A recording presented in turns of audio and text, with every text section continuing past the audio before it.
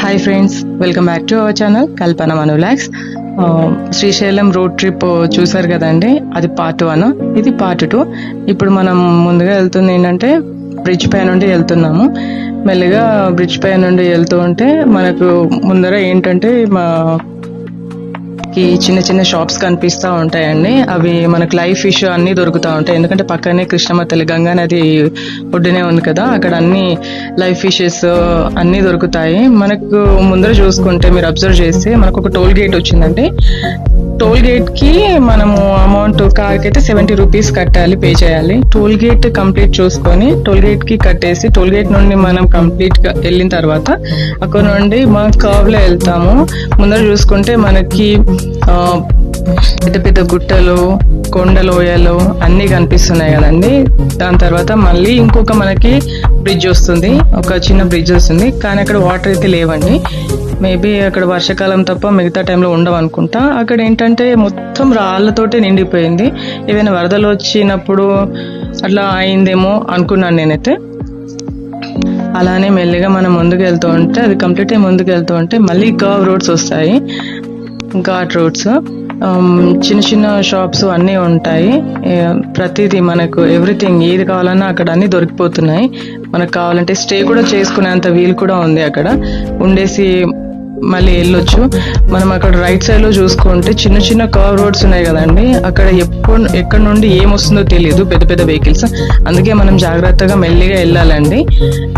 మనకు అక్కడ చూస్తూ ఉంటే బస్ వచ్చింది, అందుకే కొంచెం స్లోగా జాగ్రత్తగా వెళ్ళాలి. కంపల్సరీ నిదానంగానే వెళ్ళాలి, ఫాస్ట్ గా వెళ్ళకూడదు కర్వ్ రోడ్స్ లో మాత్రం. ఎందుకంటే 1 వే రోడ్ కదండి అది, అందుకని జాగ్రత్తగా నిదానంగానే వెళ్ళాలి. మనకి ఇంకా ముందుకు వెళ్తూ ఉంటే మన రైట్ సైడ్ లో మనం వెళ్తున్నప్పుడు రైట్ సైడ్ లో జల విద్యుత్ కేంద్రం అని చెప్పేసి మీకు అక్కడ బోర్డు చూస్తే కనిపిస్తుంది. అది జల విద్యుత్ కేంద్రం అంట. అక్కడ జల విద్యుత్ కేంద్రం ఉందంట రైట్ సైడ్ లో. సో అక్కడ నుండి మీరు నార్మల్ గా ముందుకు అబ్జర్వ్ చేస్తుంటే నాగార్జున సాగర్ డ్యాము కనిపిస్తుంది కదండి.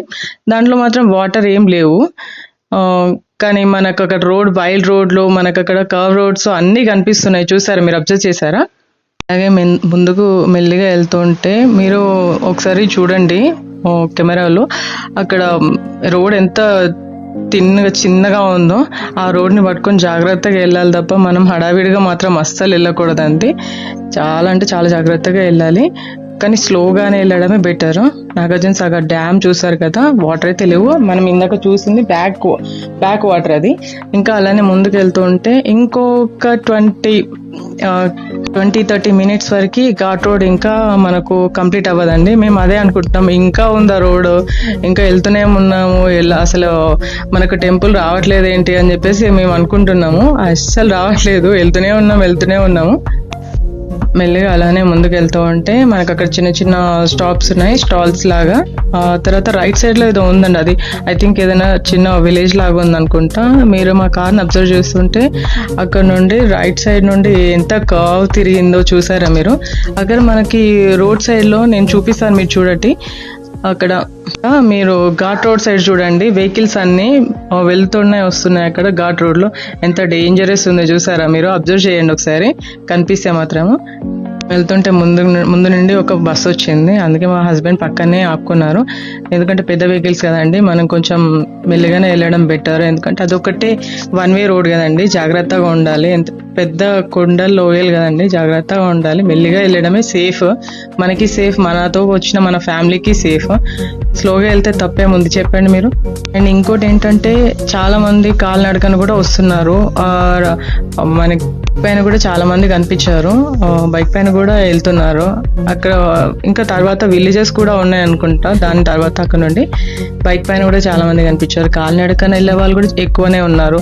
నిజంగా వాళ్ళైతే గ్రేట్, కాలినడకన వెళ్ళే వాళ్ళు అయితే చాలా గ్రేట్ అసలు వాళ్ళు. ఇంకా అలాగే ముందుకు వెళ్తూ ఉంటే మనకి సేమ్ ఘాట్ రోడ్ ఇంకా కంప్లీట్ అవ్వదండి, వెళ్తూనే ఉండాలి.